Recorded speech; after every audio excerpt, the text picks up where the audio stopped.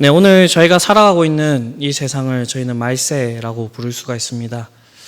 네, 성경에서 말세에 대해서 얘기를 할 때 예수님의 사역 이후에 그 모든 시대들을 전부 다 말세라고 일컫습니다. 네, 세상의 끝, 즉 예수님의 재림의 때가 하루하루 가까워오고 있습니다. 정말 주변에 있는 그 소식들을 들어보면 그러한 것 같습니다.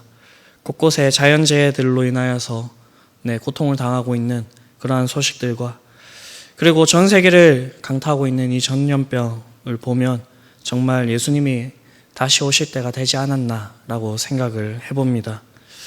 이런 마지막 때를 생각했을 때 우리는 정말 다행이라는 생각이 듭니다. 왜냐하면 우리는 하나님을 믿기 때문입니다.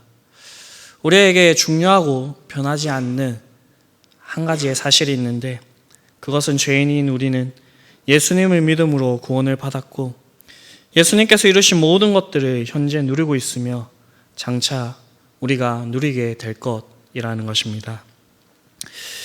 그러나 성경에서는 이 세상을 살아가는 동안에는 예수님께서 우리에게 그 좋은 것들을 모두 주셨지만 맛만 본다라고 얘기를 하고 있습니다. 하나님의 능력이 부족해서가 아니고 그리고 예수님의 사역에 결함이 있어서가 아니라 우리의 연약함 때문입니다. 오늘 본문에서 이 사실을 바울은 예수님 안에는 신성의 모든 충만이 육체로 거하시고 너희도 그 안에서 충만하여졌다라고 얘기를 하고 있습니다. 맞습니다. 예수님께서는 이 땅에 우리의 죄를 위하여서 오셨습니다. 그 모습이 신성의 모든 충만이 육체로 거하시는 모습이었고 이것이 성육신이었습니다. 성육신 하신 예수님 우리를 위하여서 죽어주셨고 부활하셨습니다. 그래서 예수님 안에 충만한 이 신성을 예수님을 믿는 모든 자들에게 충만하게 하셨습니다. 부족하지만 이 신성의 충만함을 저희는 경험하면서 살아갑니다. 그리고 우리는 이 세상의 끝이 아니라는 믿음을 가지고 하늘의 소망을 가지고 우리가 장차 얼굴과 얼굴을 대면하는 것과 같이 그 선명해질 그날을 고대하면서 살아갑니다.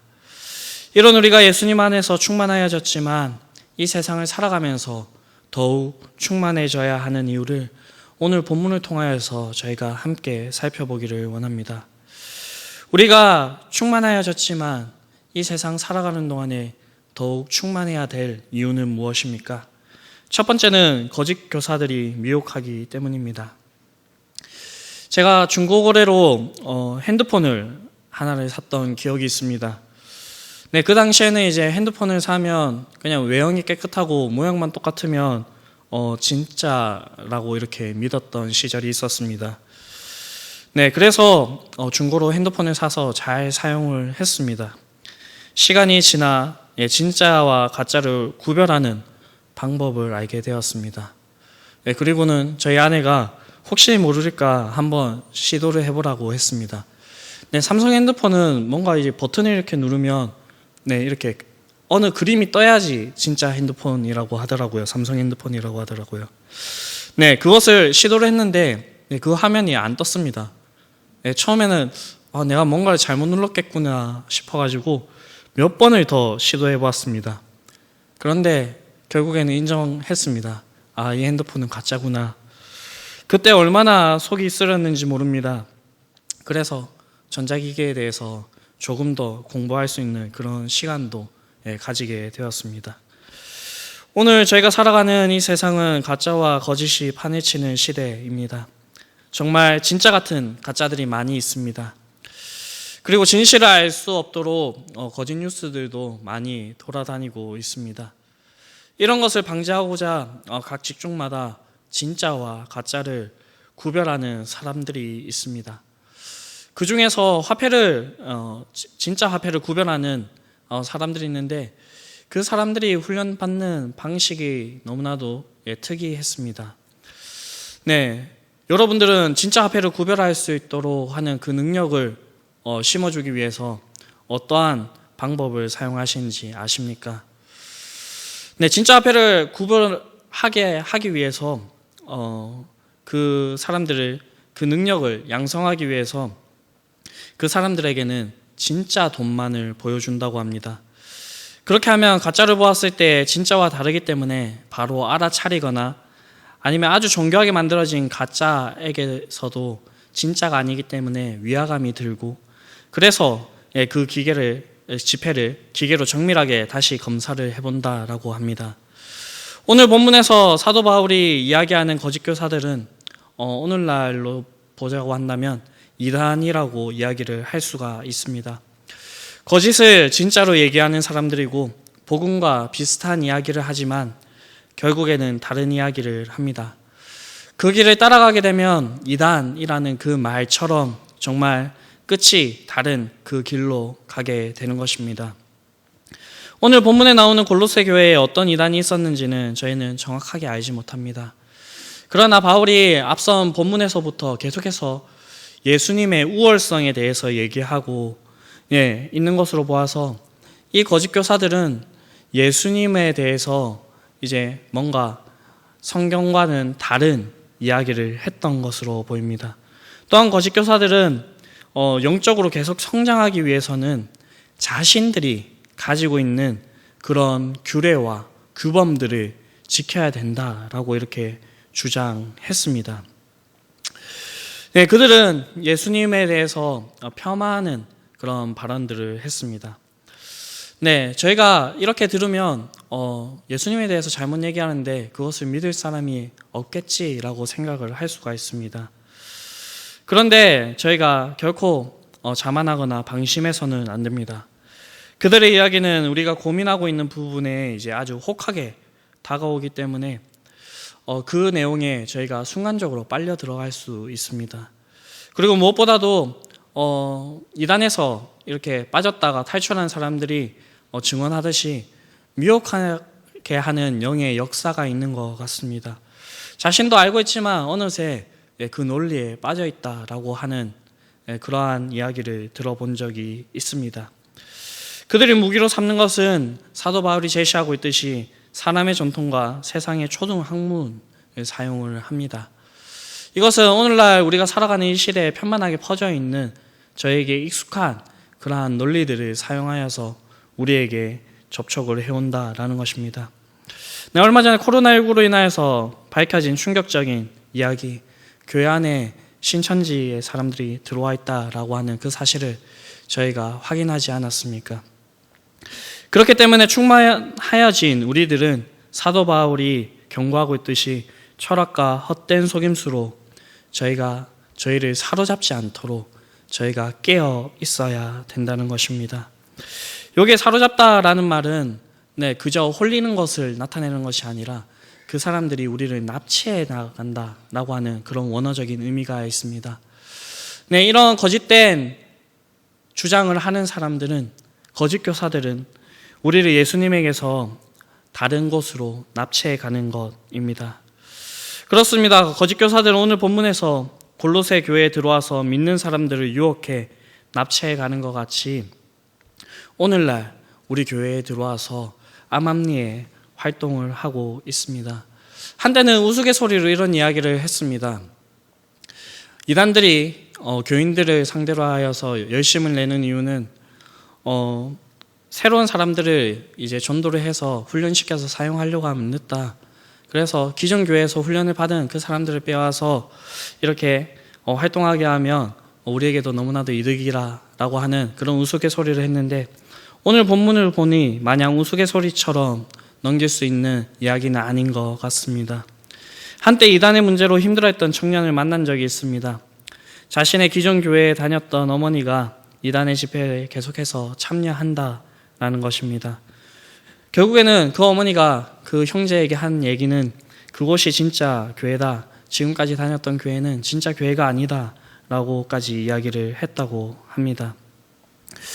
이러한 일이 벌어질 때에 그저 가짜 핸드폰을 사서 속이 쓰라린 그 경험으로 끝나는 것이 아니라 자신의 사랑하는 한 영혼이 달려있는 일이기 때문에 그 슬픔과 고통은 말로 다 할 수가 없습니다.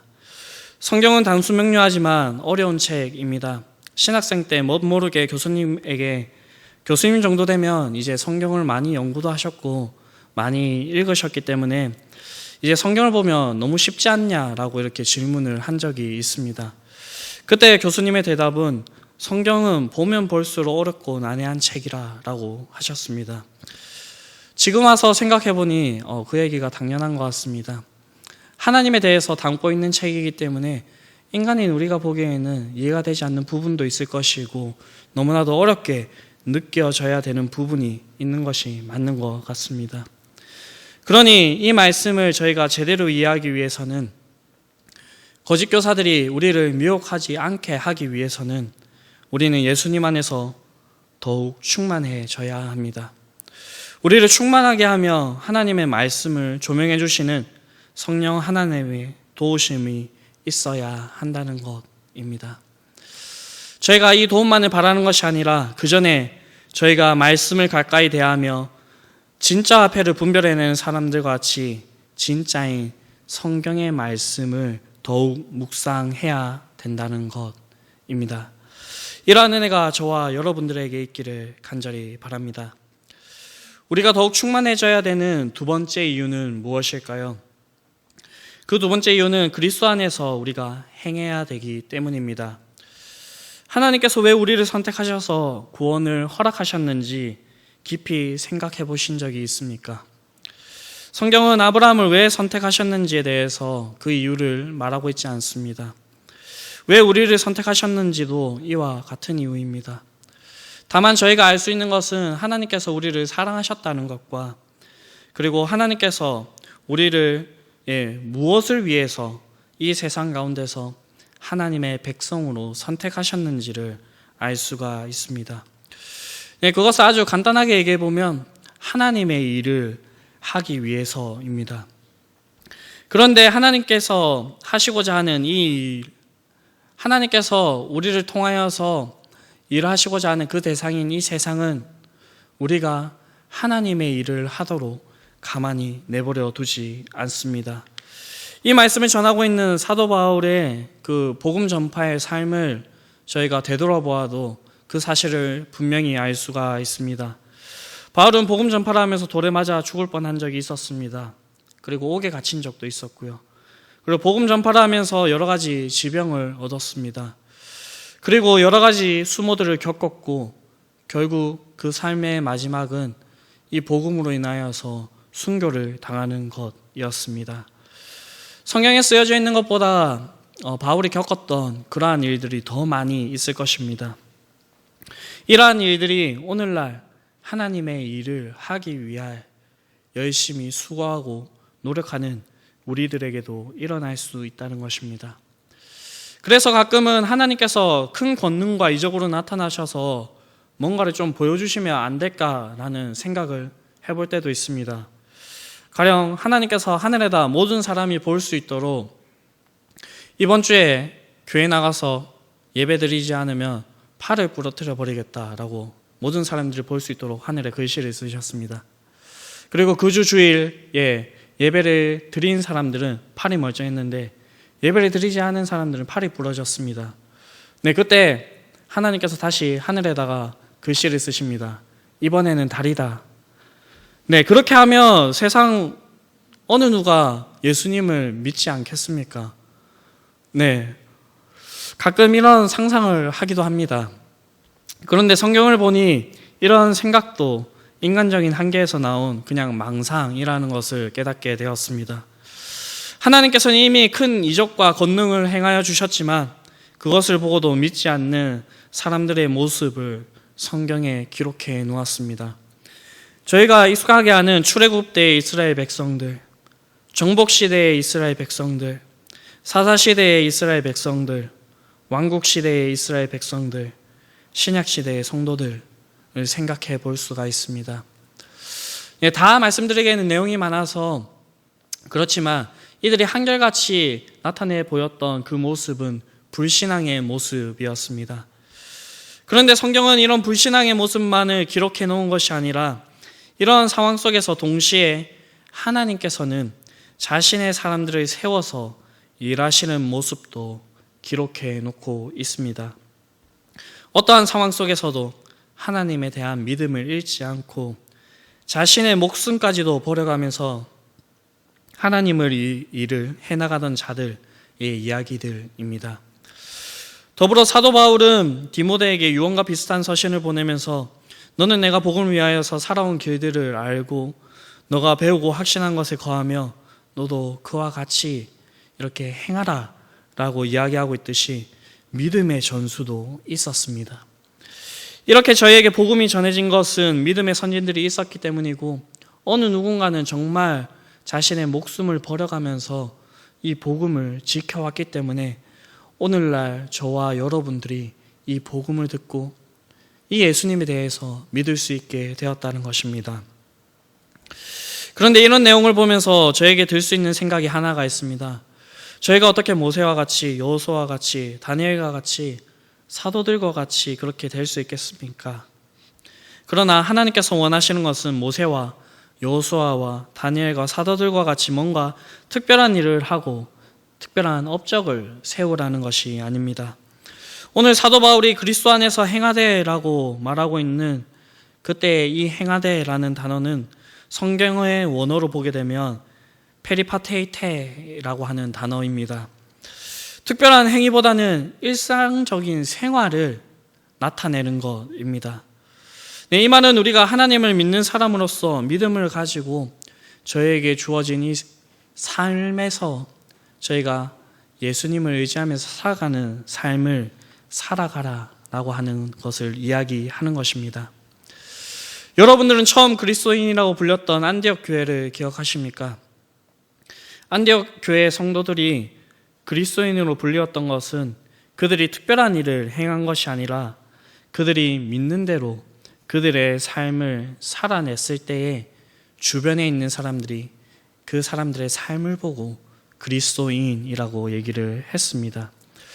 오늘날 그리스도인들이 주변으로부터 인정을 받지 못하는 가장 큰 이유는 말과 행동이 다르기 때문이라고 얘기를 하고 있습니다.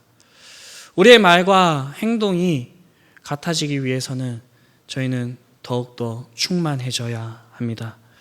저와 여러분들에게 이런 은혜가 있기를 간절히 바랍니다. 마지막으로 우리가 더욱 충만해져야 하는 이유는 무엇입니까? 그것은 우리의 삶에서 감사함을 넘치게 하기 위함입니다. 감사를 언제 할 수 있을까를 생각해 보았습니다. 감사를 언제 할 수 있을까 생각을 해보니 우리가 은혜를 입었을 때 그리고 저희가 은혜를 알 때에 감사할 수 있다는 것을 알 수가 있었습니다. 그리고 우리의 입에서 처음부터 높은 수준의 감사가 나올 수 있을까라고 생각을 해보았을 때 그것은 아니었습니다. 특히 우리가 어려운 상황 가운데서 감사할 수 있을까를 생각해 보았는데 그것도 아니었습니다. 우리의 감사는 처음부터 아주 완벽한 수준의 그런 아주 높은 수준의 감사를 할 수 있는 것이 아니라 아주 작은 것부터 시작하는 감사가 있어야지 그 감사들이 쌓이고 모여서 더 큰 감사를 할 수 있다는 것을 알 수가 있었습니다. 그것이 오늘 사도 바울이 얘기하고 있는 예수님 안에서 뿌리를 박으며 세움을 받고 교훈을 받은 대로 믿음 위에 굳게 서야 되는 그러한 이유인 것 같습니다. 우리가 감사함을 넘치게 하기 위해서 뿌리 박으며 세움을 받고 믿음에 굳게 서는 방법을 생각해 보았을 때 딱 한 가지의 이미지가 떠올랐습니다. 그것은 바로 시냇가에 심은 나무였습니다. 이것은 시편 1편에 나오고 있는 말씀이지요. 저희가 시편 1편 말씀을 함께 읽어보도록 하겠습니다. 복 있는 사람은 악인들의 꾀를 따르지 아니하며 죄인들의 길에 서지 아니하며 오만한 자들의 자리에 앉지 아니하고 오직 여호와의 율법을 즐거워하여 그의 율법을 주야로 묵상하는도다.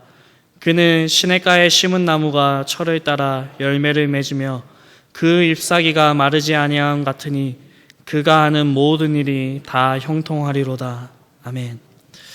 세상을 살아가는 동안에 저희는 하나님께서 우리에게 가르쳐 주신 그 길을 떠나서 악인들의 꾀가 좋아 보일 때도 있습니다. 죄인들이 행하는 그 길이 편해 보일 때도 있습니다. 형통해 보일 때도 있습니다. 오만한 자들의 자리가 좋아 보일 때도 있습니다.